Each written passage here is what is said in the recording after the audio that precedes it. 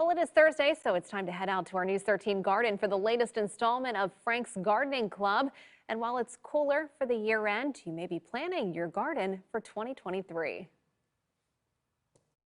Now is the perfect time to start planning your garden for 2023. Every year during Christmas break, when I have time off from work and I'm not at WBTW, like this week, I always spend a few hours where I sit down and I order my seeds for the upcoming season.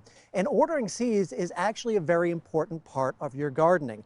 It's better than going to a garden store and getting plants already started because you know exactly what you're getting. And it's great to order seeds here in the Carolinas that are bred to grow in a hot, humid climate. And that's why I always get my seeds locally from the Carolinas, or at least somewhere in the Southeast. If you order seeds from California, yes, you're going to get some unique plants, but they may not like our humidity here in the Carolinas. So if I get seeds now, I'll get them in the mail in January, and that's going to be the perfect time to start planting them.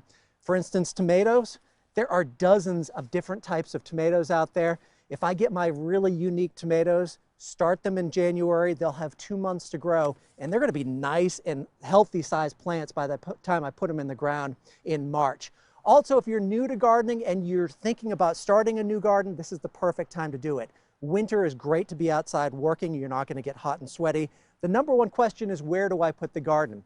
The best answer is somewhere very close to where you're going to be going, close to the back door. Here at WBTW, we actually have our garden on the outdoor patio.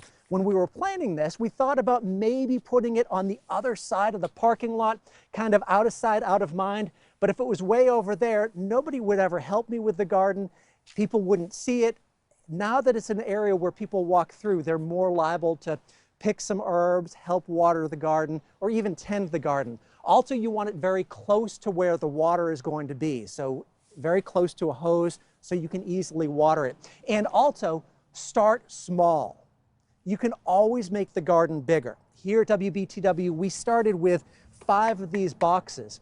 By the time we got to fall, they were all still filled with summertime vegetables, and I needed more room, so we ordered more. We made our garden bigger.